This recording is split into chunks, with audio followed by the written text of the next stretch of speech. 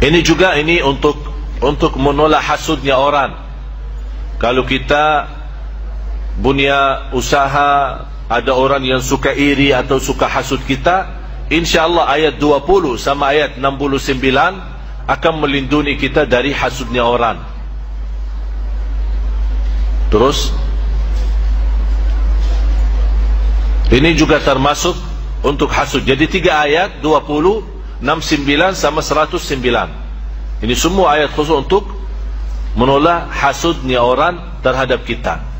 Hasudnya terhadap hidup kita, bahagia kita di rumah tangga, usaha kita, apapun yang terkait dalam kehidupan kita sehari-hari. Terus ini ayat Al-Kursi sama ayat selanjutnya. Terus lagi. Teruskan. Ini semua ayat-ayat masih di suratul Baqarah. Tapi yang penting saya mau akan jelaskan cara-cara untuk memakai, bagaimana cara berobat, mengobati diri sendiri atau mengobati orang lain.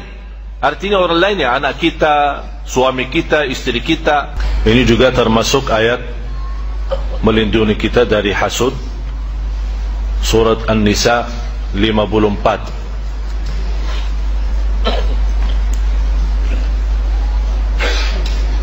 Ini juga termasuk suratul Hijr.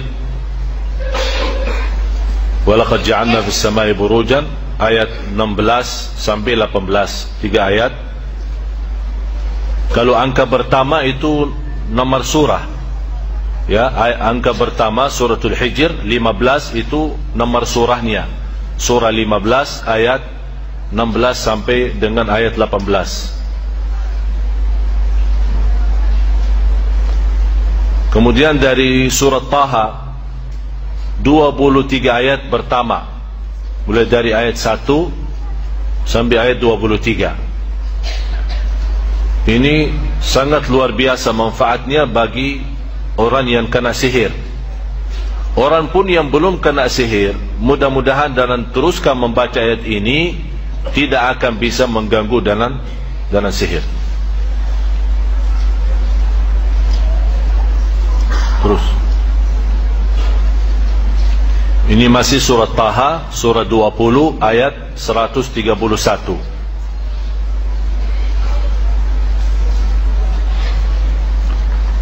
Kemudian suratul Saffat mulai dari ayat 1 sampai ayat 10. Terutama suratul Saffat ini termasuk sangat bagus untuk orang-orang yang kena kesurupan atau kena gangguan jin, syaitan. Dan termasuk orang yang sering baca 10 ayat ini, insyaallah sangat membantu menghilangkan waswas. Ada orang suka selalu waswas. Artinya suka waswas ya, kadang salat suka waswas, ini salat rakaat yang ketiga atau 4. Kadang-kadang dalam salatnya apakah suka baca Al-Fatihah atau belum. Kadang-kadang waswasnya apakah sudah baca Qul Hu belum. Kadang-kadang saking waswas dalam rukuk malah baca Subhan Rabbiyal A'la, dalam sujud terbalik Subhan Rabbiyal Azim, karena dia tidak mensadarkan salatnya, ya terbalik doa-doa ini. InsyaAllah dalam membawa ayat-ayat ini akan dilindungi Allah dari rasa waswas.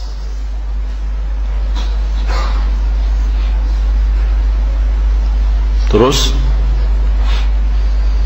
surat Tabarak, terutama 14 ayat pertama, mulai dari ayat 1 sampai ayat 14. Kalau bisa teruskan saja sampai habis. Kenapa sampai habis?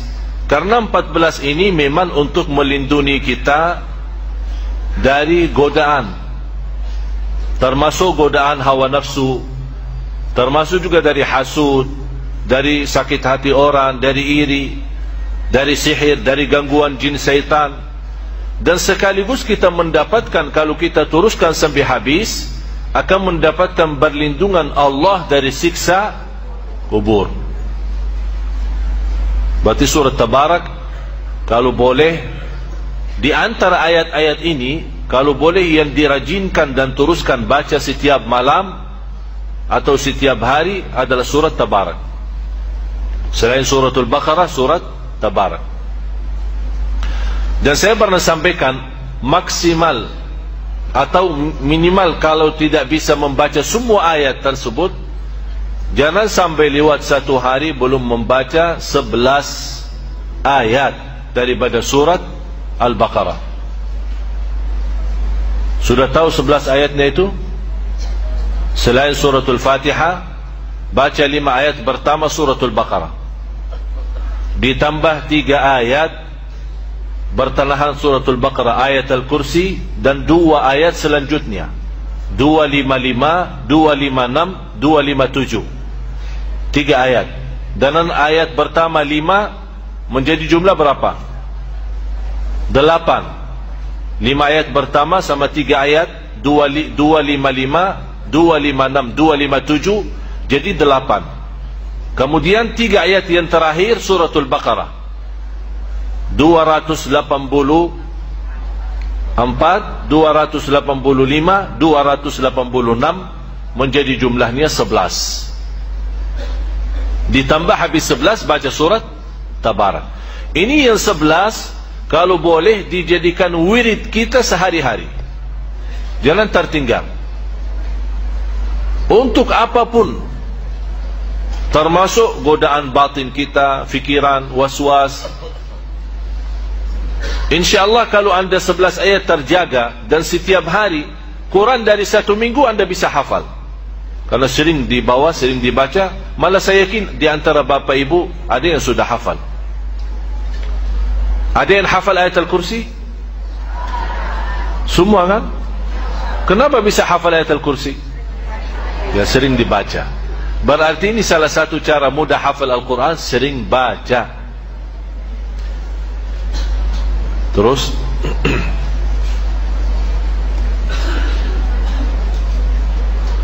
ini suratul Qalam.